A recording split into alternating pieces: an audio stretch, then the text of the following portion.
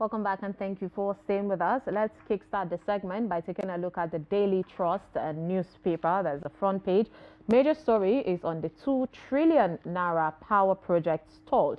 There is a push by experts saying there should be accountability and also PPP key to reform. Away from that, we see WAEC introduces receipt exams for candidates. Also, drug trafficking.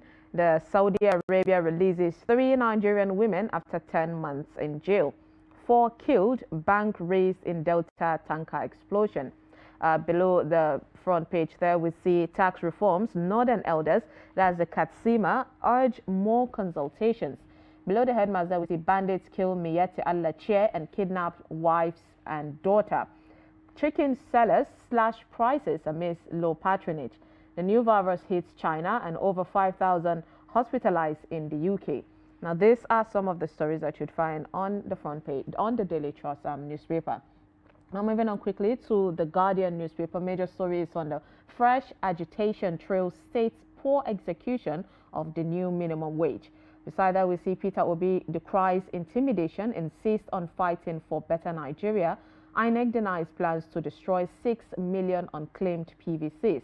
Terrorists kill Mieti Allah chairman and 3 others in Katsina. Insurgency insecurity to end in 2025. Now, this is according to the CDS telling the personnel. That's a huge motivation and zeal there. Discourse pay about 137 billion naira to TCN amid persistent grid collapses. That's according to the Minister of Power. 4 feared dead, property destroyed as petrol tanker explodes in Delta. Top of the page there we see Tinubu hails Mba for reposition in Enugu for economic growth. And there is commissioning of multiple projects. Now, these are some of the stories that you'd find on the Guardian newspaper. Now, let's dive into the review with our reviewer here joining us, Ben Shemang. He is the former director of news, Voice of Nigeria. Good morning. Thank you. Good morning. Happy New Year once again. Happy New Year. It's really better, having a face-to-face conversation. It's good to have you in the studio this time. Thank you very much. All right, let's start by talking about the large elephant in the room, which is power. One of the promises for the past a decade, talking about 10 years, was that our power sector would improve with every government coming to talk about I'm going to do more and all of that. But then with it now, there is still lack of accountability. We've had people from the TCN complain about the corruption happening in this sector. What is your take on that and the lack of, even when there is this privatization of some part of it, there is still no progress? And not just that, the unbundling itself. When you unbundled, you said there is a GenCo, that's generating company. You have the discourse, that's the distribution company. Then you have the transmission. Each, of course, has to do with money, not just money, huge sums of very, very humongous. But it's taken a very, very long time to get it right. If Nigeria have a population of how many millions now? 230 million people. And we generate under 5,000 megawatts of electricity. That tells you how abysmal the performance is. Yet we have ministers who will always, say that they are doing very well. I think government should, at the point, start dealing with people who are responsible for this. However, we do also know that there are acts of terrorism. I do know that at the time when I was visiting Borno those days, terrorists had ways of shooting those highest cables ever. They shoot them in the bushes and it explodes. Exactly. The transmission lines. Exactly. Then you also have instances where erosion will make them fall. So these are all things that that are also man-made. Now you also find the generating companies saying that they generate quite a lot of this energy, but those to transmit do not go to buy. Yeah, I mean, that has always been the, the blame game. There is a blame game where the discos are blaming the generating, sector, the generating are blaming the TC, and there's just a lot of back and forth. And you have the regulatory agency that is supposed to checkmate some of these irregularities. And they enjoy waking up to say, okay, look, We have increased the price per unit of electricity consumption.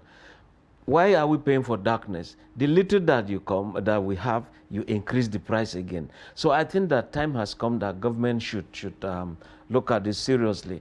And I do know that some countries I've visited, I see that along the corridors of hotels, you just believe that there's no light. But the moment you open your door, step down, the whole corridor is illuminated. They tend to kind of preserve energy. But in our own case, broad daylight, every light is on. Then we should also be looking at this alternative. Is there no wind? The wind turbine can also help. Some countries are using it. Is there no, solar? Solar, we have it in excess. Why are we not harnessing it? If we want to use the one at the dams to do to take care of our industries or industrialization, so be it, because it requires very heavy kind of a thing. Yeah. But for domestic uses at home, maybe we would look at the alternative to solar, because we have the sun God has given us. Then the issue of corruption. If that is not tackled, why is it that every minister will come and dance around, off he goes? And there was this saying that when Bola Ige was made minister of power, he said, look, within 6 months, he was going to do a turnaround maintenance of everything, and there will be 24-hour light supply. They said to Basanjo at the point, teased him, say, well, he's now there, let's see what he will do. And of course, he never did it. You know, but we thank people like Bad Naji, who through geometrics, when they said the diaspora should come home, he came back home, he was given that ministerial appointment. But he realized that he was always at meetings, files, this file. He said, no, what I've been doing in America is what I want to do here. Practically, I'm supposed to be in the field. Yeah. And that was how he pulled out and went to that IMO, private electricity. When he did it, it's now working 24 hours. Those areas is supplying. So there should be more of practicality. Exactly. Than just, so you need more of these bad energies so that people will really give us what we deserve. See the change in that. We'll keep pushing and hopefully we get to see better in our power sector. Now let's talk about a major story of The Guardian, talking about fresh agitation trails the state's poor execution of new minimum wage. Let's not forget there is still lack of implementation of the 70,000 naira that was agreed on, and then now there is more hardship. So the NLC are still pushing for a new one. What is your take on this drama that we don't even know how the outcome might be? You see, honestly, if some governors would cut down on some unnecessary expenditure or expenses, they can pay some of this. They can pay, not just some, they can pay this. And if we also check what we call the quackery, what we call the ghost workers, which state was it? Jigawa, just last month, December, they uncovered how many ghost workers who are responsible for this. So at the point, if you want to do, face-to-face roll call of staff, I think it's doable. Just get some people, they sit down here, come, under your ministry, all the agencies, everybody, this is the nominal role we have of every staff. You now come and mark yourself present so that we know who has what staff number and how much is being paid. You begin to tally them. You grab whoever is going to be grabbed, and you just send them to the court for trial. So if we don't do all of this and the workers begin to suffer, especially teachers, what's the offense of teachers? No leave, promotion is just down there. They pay them when they want. But when it comes to education ministers are still not really addressing the issue, because we've seen people from the teaching jobs make complaints saying that even ASU made that accusation, saying 2024 was the government just trying to paint the whole thing as if, oh, we did something for education, but there is still underlying problems there. Even the ASU itself, they should do some self-searching, soul-searching. University system should look at it. Many of the lecturers, you see lecturers in universities are part-time lecturers. Let them prove me wrong. They are just part-time lecturers. Who are the permanent staff? And that's why when you see ASU, they're going on strike, you have many part-time lecturers who are also members of ASU. So tell me the stake they have. Why don't we simply employ these people? Why would you have lawyers teaching part-time? Yeah. Why will you have lecturers, sociology, political science, finance and administration, accountancy, part-time. And it's against the law. That absolutely obstructs the essence of education. We all went through university. Sometimes students just see that lecturer once or twice. Because so it affects that. The lecturer is in this university, is in that one, because he has to also... You know, education sector is not into... Honestly, there's still a lot to be done, starting from the basic. I am more concerned from the primary to secondary school level because it's just a shadow of itself. Sure. But then let's talk about 2025, even entirety of Nigeria's growth. We saw the CDS, you know, addressing personnel, saying that 2025 we have to deal with insecurity. But then there is bandits killing Miati Allah Chia, and we see that these are things continually that happen. But then there is this organized private sector chat of economic growth. People are making effort to say, you know what, we just have to deal with everything in 2025. What do you think the government needs to do, then Nigerians and our own mindsets, to give back to our own country? That way Nigeria would get to where we all want it to be, or hopefully good people. Yeah, you see, my being embedded at the point, when they say you are embedded, you join the soldiers, you go to the trenches, you see what is happening. You see war being fought real time, a kind of. I remember we were being waylaid how many times going in the fight against Boko Haram. What am I trying to say? How do we handle that holistically? How do we...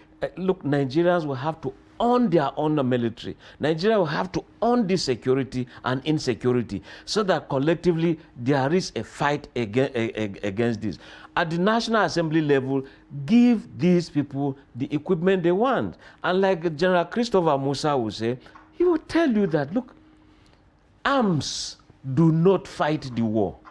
Soldiers fight the war. You have sophisticated equipment. If the soldiers are not in good spirit, they are not given their welfare, I mean, it's going to be a lackluster kind of approach.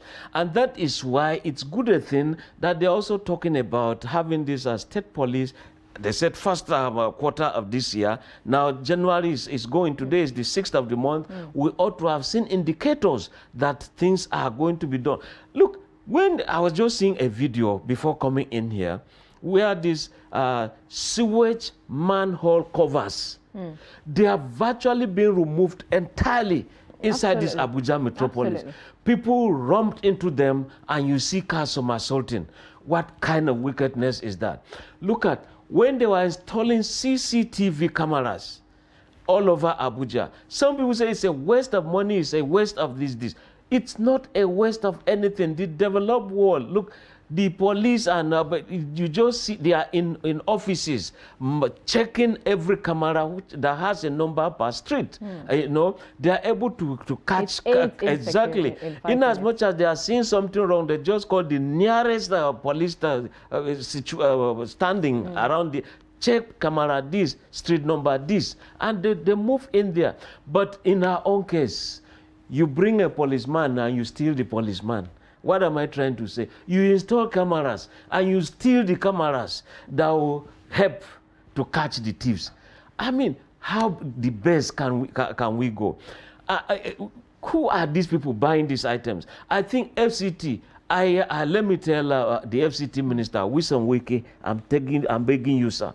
Security should be paramount to let these cameras be brought back so that Abuja will be safer, and from there, if you make it look like the template every other state will follow, so be it. And as state police is been muted, or the idea is being brought up, I think FCT do something so that you take the front burner, and others will follow. It's always good, but at this point, I think it's 2025. We don't want one to take initiative and others should follow. I feel everybody should wake up. 2024 opened Nigerians' eyes to know that we should hold governors accountable. accountable. The federal government is not the only government. We have three tiers of government, so everybody should be held accountable. But then implementation has been slagging Nigerian government. You know, when it comes to implementation, we always hear policies, but implementation is the problem.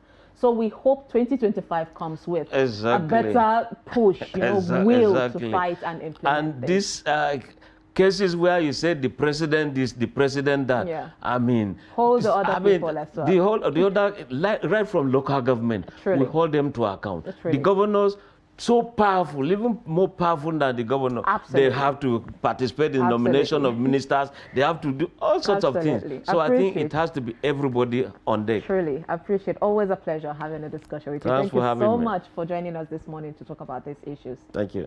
All right, that was Ben Shemang talking about the front pages. Now, a lot of stories are on the pages. Make sure you pick one and understand what is happening in your country. That way, when there's a conversation about the growth of Nigeria, you have something to input. Thank you so much for sitting and staying with us over 2 hours of bringing you up the show. Hope you are up to speed with what is going on. I am Sumaya Abubakar. Please do stick around. Top of the hour, Emmanuel Fashion will bring you 360 Sport. Do have a lovely day.